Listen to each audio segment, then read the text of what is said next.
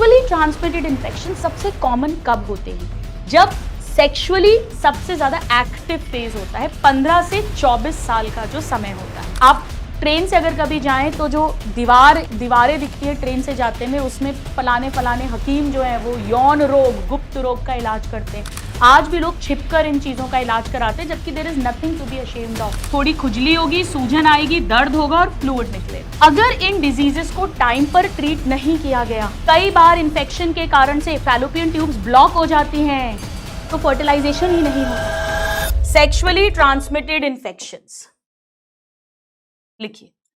पहले एनसीईआरटी में से डिजीज लिखा था, अब इन्फेक्शन कर दिया। बेटा इसे रिप्रोडक्टिव ट्रैक्ट इन्फेक्शंस यानी आरटीआई भी कहते हैं, रिप्रोडक्टिव ट्रैक्ट इन्फेक्शन। इसे वेनेरियल डिजीज भी बोलते हैं, वीडी, वरुण धवन नहीं, वेनेरियल डिजीजेस। बेटा जो भी बीमारी सेक्सुअल इंटरकोर्स के थ्रू ट्रांसमिट होगी वो सारी होती हैं ये। इसी में मार्क कर सकते हैं why they are called STI, because they are transmitted through sexual intercourse. चलिए अब आइए हम पहले लिखते हैं कौन कौन सी हैं common sexually transmitted diseases.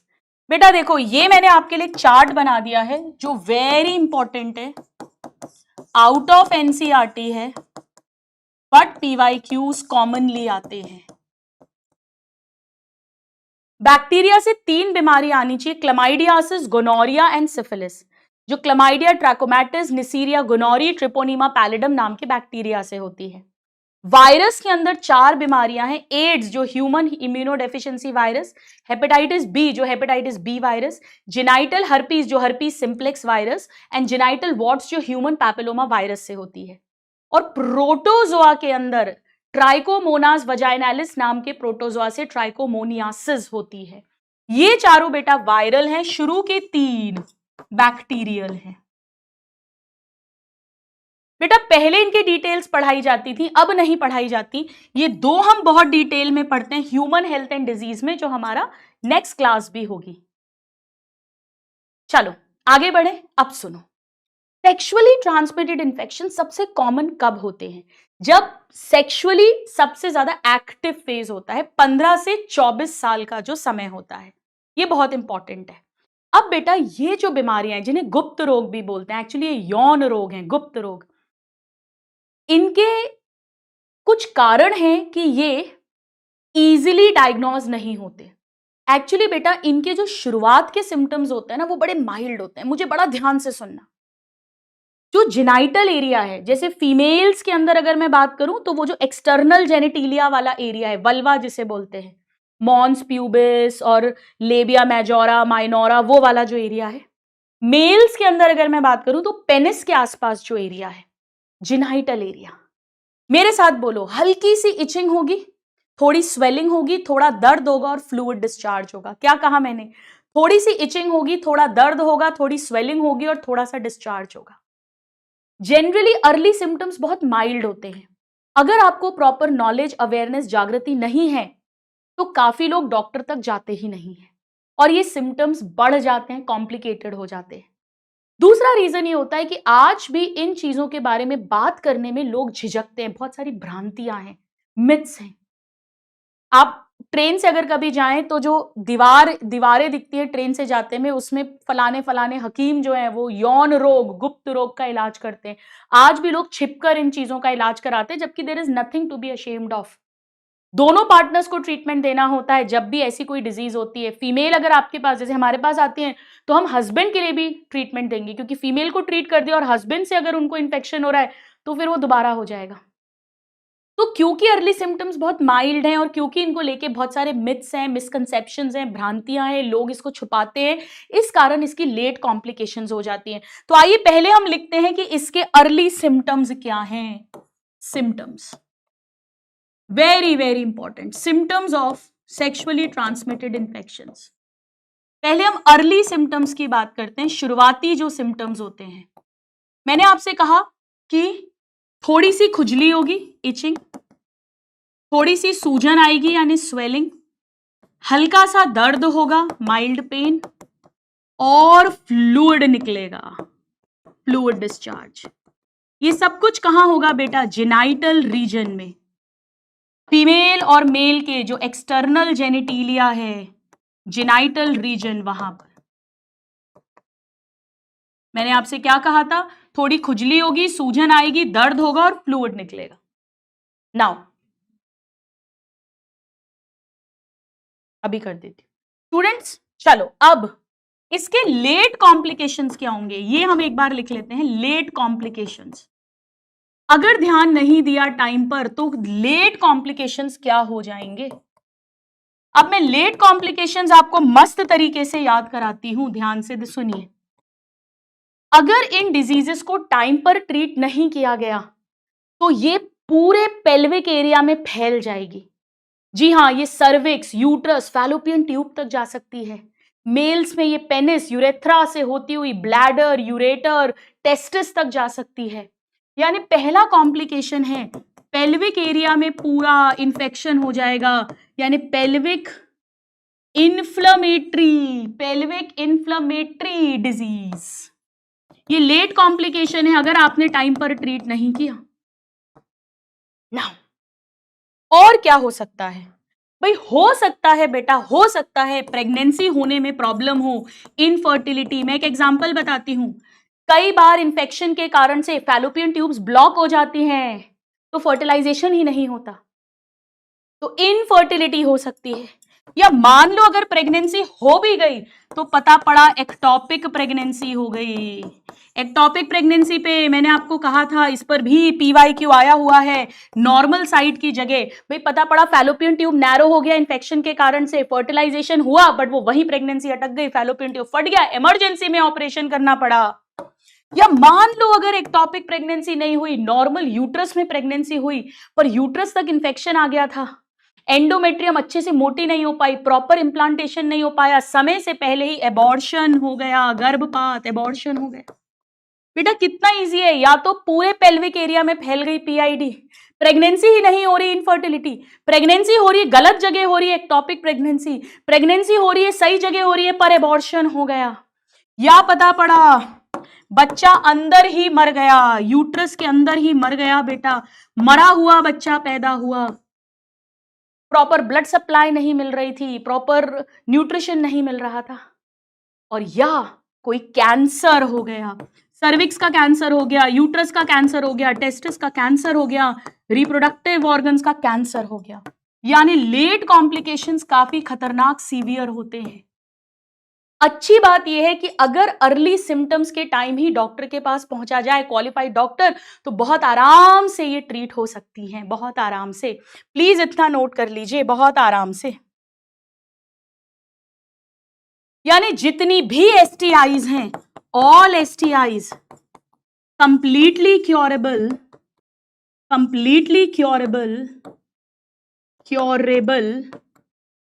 if detected and treated early। अगर टाइम पर अर्ली प्रॉपर ट्रीटमेंट दे दिया जाए तो सभी STDs क्योरेबल हैं, एक्सेप्ट बेटा 3 STDs जो वायरस वाली हैं, एड्स, हेपेटाइटिस बी और जेनाइटल हर्पीस। मैंने क्या कहा, AIDS, hepatitis B and genital herpes. बेटा ये कभी भी पूरी तरीके से क्योर नहीं होती हैं, इस पे बहुत क्वेश्चन आता है, बहुत ज्यादा क्वेश्चन आता है। This is not completely curable. हाँ, आप सिम्टम्स रिड्यूस कर दोगे पर ऐसा कभी नहीं होगा कि वो वायरस बॉडी से चला जाए। ध्यान रखना पड़ता है, प्रिकॉशंस लेके रखने पड़ते हैं। प्लीज इतना नोट कर लीजिए।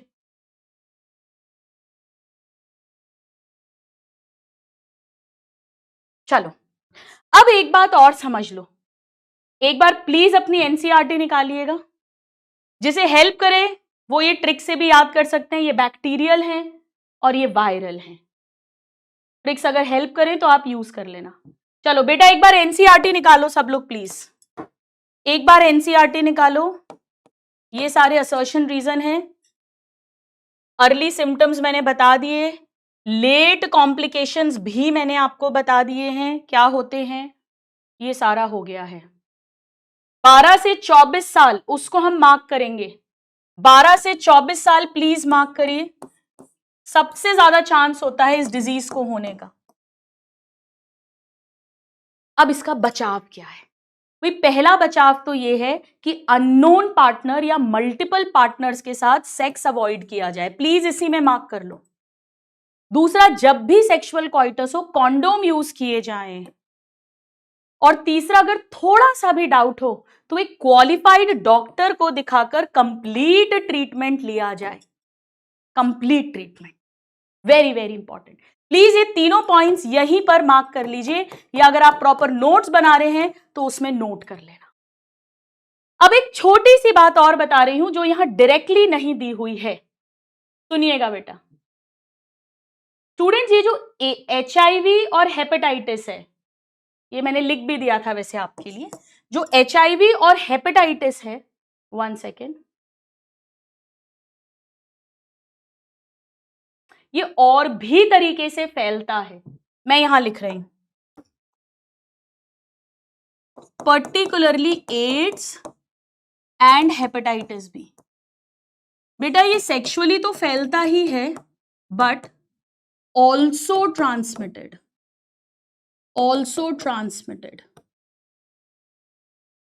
बेटा ये मां से बच्चे में भी जा सकता है, जी हां, ये वायरस प्लेसेंटा को क्रॉस कर सकते हैं, ये वायरस प्लेसेंटा को क्रॉस कर सकते हैं। जैसे मैं आपको एक बात बताती हूं, अगर मान लीजिए हमारे पास कोई HIV पॉजिटिव मदर आती है तो प्राइवेट हॉस्पिटल्स में उनका ट्रीटमेंट नहीं किया जाता। प्रेग्नेंट लेडी अगर आती है उन्हें गवर्नमेंट हॉस्पिटल में रेफर करते हैं, गवर्नमेंट पूरा डेटा रखती है AIDS positive, HIV positive patients का। हाँ, हेपेटाइटिस बी पॉजिटिव अगर आते हैं तो हम लोग एक गैस्ट्रोएंट्रोलॉजिस्ट, जो लिवर के पेट के डॉक्टर हैं, उनको दिखाते हैं और वो सारे लिवर फंक्शन टेस्ट कराते हैं कि लिवर की कैसी कंडीशन है, वो लेडी का लिवर प्रेगनेंसी सपोर्ट कर पाएगा नहीं। अगर वो ओके कहते हैं तो बस उनको प्रॉपर टाइम टू टाइम सब ध्यान रखना रहता है, और बट प्रेगनेंसी आराम से कंटिन्यू कर सकती है, डिलीवरी भी हो सकती है। बट हाँ, डिलीवरी के टाइम पर OT डबल स्टेरिलाइज होता है, हम लोग सब डबल ग्लव्स, डबल क्लोथ्स वो सब पहनते हैं, क्योंकि वो ब्लड के थ्रू थोड़ा भी कट लगा तो उनकी बॉडी से हमारे में भी आ सकता है। तो मदर से फीटस में और ब्लड ट्रांसफ्यूजन से, इसीलिए बेटा जब भी खून चढ़ाते हैं तो HIV और हेपेटाइटिस बी के लिए जरूर टेस्ट किया जाता है उस ब्लड को। इवन जब हम लोग, मैं पढ़ाऊंगी, जब डोनर सीमन यूज करते हैं या डोनर एग के लिए लेडी यूज करते हैं तो उनका भी हम लोग HIV और हेपेटाइटिस बी के लिए टेस्ट करते हैं। इसके अलावा कोई भी सर्जिकल इंस्ट्रूमेंट अगर यूज कर रहे हैं, शेयर कर रहे हैं, या नीडल्स, इसीलिए बेटा अब डिस्पोजेबल नीडल्स यूज करते हैं। पहले तो गांव में नीडल्स, जब मैंने भी अपनी PG की थी तो उबाल उबाल के बॉईल कर कर रीयूज की जाती थी, बट अब हर जगह पर डिस्पोजेबल नीडल्स यूज की जाती हैं। ड्रग्स लेने वालों में बहुत कॉमन होता है, एक नशेड़ी ने ड्रग ली, टिप पर उसका ब्लड आ गया, दूसरे ने उसी से ड्रग ले ली, वो ब्लड दूसरे के हाथ में ब्लड में चला गया, डिजीज फैल जाती है फ्रॉम इन्फेक्टेड पर्सन। अब बेटा इस पर एक बहुत प्यारा क्वेश्चन आया था जो हम ह्यूमन हेल्थ एंड डिजीज में भी करते हैं, बड़ा ध्यान से सुनिएगा। उसमें किसिंग भी एक ऑप्शन था कि क्या किसिंग के थ्रू ये फैलता है। Do not spread through kissing, जी नहीं, do not spread through kissing, इस पर अभी 2-3 साल पहले ही क्वेश्चन आया है। किसिंग के थ्रू ये नहीं फैलते हैं, जस्ट टच के थ्रू नहीं फैलते हैं, जस्ट मियर टच के थ्रू नहीं फैलते, प्रॉपर फ्लूइड एक्सचेंज होना चाहिए। वो सीमन का फ्लूइड हो सकता है, वो मदर प्लेसेंटा के थ्रू वायरस जा सकता है, या वो ब्लड होना चाहिए, तभी ये पॉसिबल है। आओ थोड़े से क्वेश्चंस करें अपन। ये देखो बेटा, मैंने इसका इम्यूनिटी बूस्टर भी आपको दे दिया है। STI NCERT के सारे इंपॉर्टेंट पॉइंट्स इस इम्यूनिटी बूस्टर के अंदर आ गए। ये इम्यूनिटी बूस्टर्स आपको बहुत ज्यादा हेल्प करेंगे। चलिए आइए थोड़े से क्वेश्चंस कर लेते हैं, फिर ले लेंगे ब्रेक, डोंट वरी। चल करो, इनफर्टिलिटी पढ़ेंगे फिर। मजे नहीं आ रहे? आ रहे? Thank you. अर्ली सिम्टम्स क्या है? थोड़ी सी खुजली होगी, थोड़ी सी सूजन आएगी, थोड़ा सा दर्द होगा और फ्लूइड डिस्चार्ज होगा। थोड़ी सी खुजली, थोड़ा सा दर्द, फ्लूइड डिस्चार्ज एंड थोड़ी सी सूजन। 94% ये हुई कोई बात। श्रद्धांजलि, मधुर, आफिया, वेरी गुड बेटा। चलिए नेक्स्ट क्वेश्चन करिए ट्राई। पिल्स कैसे काम करती हैं? पिल्स का मेन तरीका ओव्यूलेशन इनहिबिट करना है, मेन तरीका। एक्चुअली क्वेश्चन सॉल्व हो गया। कॉन्डोम्स रोकेंगे, सर्विक्स तक भी नहीं जाने देंगे। वासेक्टमी, सीमन, ये सीमन होना चाहिए बेटा, सीमन कंटेन्स नो स्पर्म, और कॉपर टी आईयूडी है, कॉपर टी आईयूडी है। 50% nearly. Aatika, Hina, Isha, very good बेटा। चलो नेक्स्ट क्वेश्चन। देखो मैं कितने सारे क्वेश्चंस आपको करवा रही हूं, पीवाईक्यूज भी करवाऊंगी सारे, डोंट वरी, पीवाईक्यूज भी करेंगे, शॉर्ट नोट्स भी ले रहे हैं हम सारे। डायफ्राम, सर्वाइकल कैप्स एंड बॉल्ट्स, ये फीमेल में ही यूज होते हैं, मेल में नहीं, और रीयूजेबल हैं, बार बार बिल्कुल यूज किए जा सकते हैं। So 90% nearly. Mani, Gracy, Mohammad, very good बेटा। चलो नेक्स्ट क्वेश्चन करिए ट्राई। जबरदस्त टॉपिक अब हम पढ़ने वाले हैं बेटा। करेक्ट बताना है, करेक्ट ऑप्शन, ठीक है। सहेली न्यू ओरल कॉन्ट्रासेप्टिव पिल है, फीमेल के लिए है, स्टेरॉइड नहीं होता। वन रॉन्ग है, तो ये आंसर नहीं हो सकता। एसटीआईज बिल्कुल थ्रेट है, खतरा है, बिल्कुल है खतरा, तो ये आंसर नहीं हो सकता है। आईयूआई अभी पढ़ाया नहीं है। सर्जिकल प्रोसीजर फीमेल में ट्यूबेक्टमी होता है, 4 करेक्ट है, तो जरूरी आंसर होगा, जरूरी आंसर होगा। भले ही अभी मैंने आपको पढ़ाया नहीं है बेटा, कोई बात नहीं है, कोई बात नहीं है, आंसर फिर भी निकल सकता है। 81%। शहनाज, अतेंद्र, अलीशा, वेरी गुड बेटा। आइए नेक्स्ट क्वेश्चन करते हैं, करिए ट्राई।